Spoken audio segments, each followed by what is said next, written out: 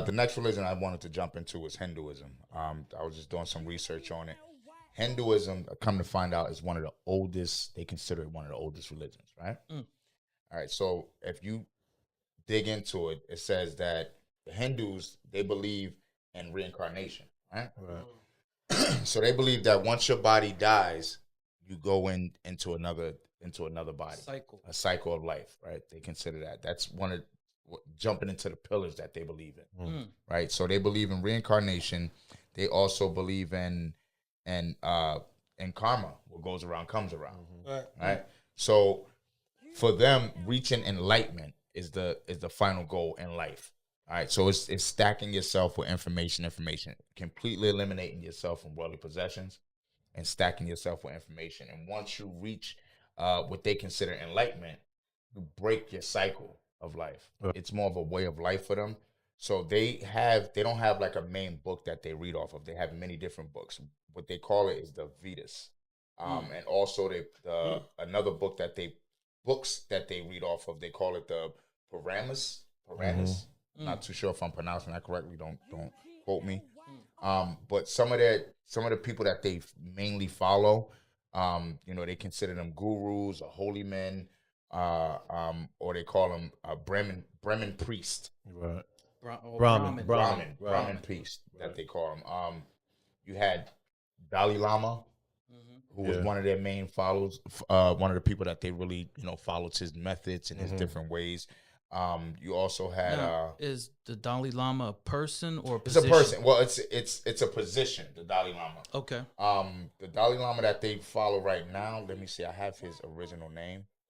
Just while you're looking at that, like some of their founders that they say like there's really not a specific founder, but some of the names that they put in there in tradition, you got like three main ones, which is, forgive me if I pronounce these things wrong because they're different: Vaishnavism, Shaivism, and Shaktism.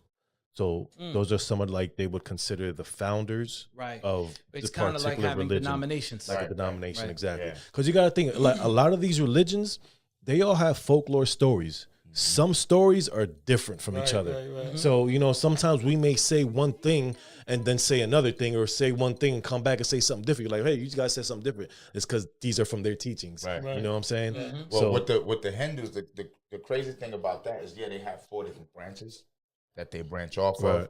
But they believe that those 4 different branches branch off of the one main God. Right. It's not different to them. So then who would be this main God? So what they would say is God is the absolute, a universal spirit. Everyone part of God, Brahman. So, but most people are not aware of it. People worship manifestations of Brahmin gods and goddesses. So they pretty much comes to you in any different shape and form. He does it's without gender. So it could be male or female. Right. So if there's a deity appearing to somebody, is Brahman appearing in the form of something else? You can be Brahma. So how do they know that it's really him? Well, however, maybe he has a personality. Whatever manifestation. Because she's like a shapeshifter or something. But my thing is like, can it just be anything that comes up to you saying, "I'm Brahma"? Yeah, I mean, Brahma.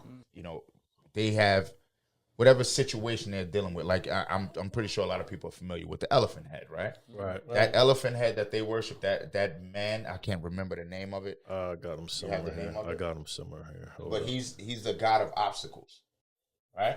So what do most people have challenges in their life? They consider them obstacles. Okay. So that's one of the main gods that they worship because, everybody's trying to get through obstacles through our life. Okay. But you got to also understand that they believe in reincarnation, the cycle of life. Right. You die, you're reborn. Karma, what goes around comes around. They believe in karma, cycle of life. If you hurt somebody later on down the line, maybe not in this generation, but in your next cycle of life, something can happen to you as well. So that's it. When they say what goes around comes around, it don't necessarily mean it's gonna happen to you. Right. It's gonna happen to the next you, or the next you, or the next you. Oh man, it's crazy. So their way, from what I get from it, is their final thing is to reach complete enlightenment. Right. And that's when they reach their God. How do they do that? How do they go about reaching enlightenment? A lot of it is meditation.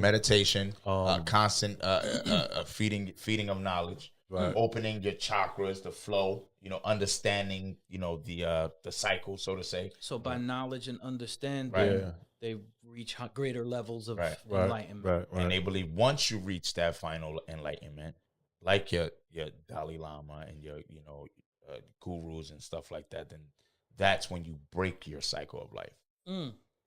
You're no longer reborn. Okay. You've reached complete enlightenment. So when you die, then you go with the one true God. So after you lived a bunch of lives, you finally get to enlightenment. Once you get it, they believe each cycle of life is a learning experience for your next cycle. Right. But once you do get it right, you're able to make it to the one. It's bugged out. Yo, just to think. So in Hinduism, the Godhead you were talking about, they call it Ganesha. The God of wisdom, the man body with an elephant head. Ganesha. Vanessa, Ganesha. So that's what they call it. So just to break it down to, make it sound a little better so you completely understand. It says the soul never dies, but is constantly reborn, right? They believe in achieving complete happiness, enlightenment. After they reach themselves, they don't believe in anything, to completely rid yourself of earthly desires. This is another form of reaching enlightenment. Right. All right. They also have a Trinity Godhead that they go by also. So the main one is Brahma, which is the creator. Right. The second one in order is Shiva, the destroyer, and then the last one is Vishnu, the preserver. Right. So they have that structure, the Trinity structure and everything. So. Right. And the three heads look in a three different directions. Yeah. So you have a source of life, an end of life, the creator, the destroyer, and then a recycler. Right. But that's again, when it comes down to, if you look it up, if you look into it to dig deep, you'll see that they worship over 3 million different gods. Wow, it's a lot of worship. It's for real. A lot. There's a God for everything. That's right. They literally have a God for whatever situation. They don't have to know all the names, right? You got 3 million. You're funny, bro. I can read them for y'all. We'll be here tomorrow morning. Like, there you go. You have gurus who practice. There's a scripture that they have to recite. They have a scripture that takes 50 hours to complete. One scripture, one a hymn is called. I forget what it's called. Okay. And it takes 50 hours. Wow. Yeah, you have some guys that's out there that's pretty that wild. knows man. it. What if you mess up? Start over. Yeah. And with the Hindu religion, they worship a lot of statues, a lot of statues and idols. Right. So I guess a lot of their gods, those statues will represent the god and just straight worship them people. Right. So they have every Hindu home has a place of worship. Somewhere dedicated in their home. Rather it's a picture, rather it's a statue. Okay. And what they do is the whole family, they have a set time that they worship these different, whatever it may be. And the way they worship, by lighting incense, actually washing of the statue is like bathing the god, cleaning the god. Okay. Yeah. They do that as well. It's a lot of different things. Presenting foods to them, different spices, different things like that. They do. One of the things that I always had a question, I'm like, why does that religion, they always have like the dot on their head, right? The little dot, and basically it represents the third eye. The third eye, enlightenment, complete enlightenment. enlightenment. Okay. Right. So it's your pursuit to your third eye. Oh, okay. Once you reach full enlightenment, you have your third eye and it opens up. That's what they consider that. But that doesn't mean they got there. That means what they want to be. They want to get that third eye. So it's kind of like an identifier for other believers. Absolutely. Right. Like, you're on the path, my bro. Right. Like, And they believe in many different paths. There's many different paths to reach enlightenment. So this is one of the things where they say when it comes to Hinduism, they don't discriminate any other religion or anything, because they believe that, for one, the one true God appears in any shape or form. Right. So many forms of fashion. So whatever your specific path may be to reach complete enlightenment. Right. So the concept for what basically we're examining They're good. Whether or not They are right. That's what they no want. matter how different these religions are from each other, Right. the Hindu doesn't have a problem seeing all these as paths to God. To God. Right. To the Come one through. true God. Right. Come through. Yeah, exactly. You know? Here, let me give you a red dot. Yeah. Word up. So you never know. It is what it is here. You know? Get there however you got to get there, bro. That's how they see it. So it's deep. Yeah, it's thing, interesting and that's stuff. one of the oldest, you would say, religions, right? One of the oldest. Orthodox. Yeah. Cool, One of man. the oldest religions. Yeah, so that's one of the ones, man, and you know, I mean, their country is like really populated, also, right? Like, Well, yeah. Well, in regards to the name, like I was gonna repeat before, tell you guys before, like Hindu basically means the other side of the river. Like you live over here, but over there. You live here, but over there, and then they combined it.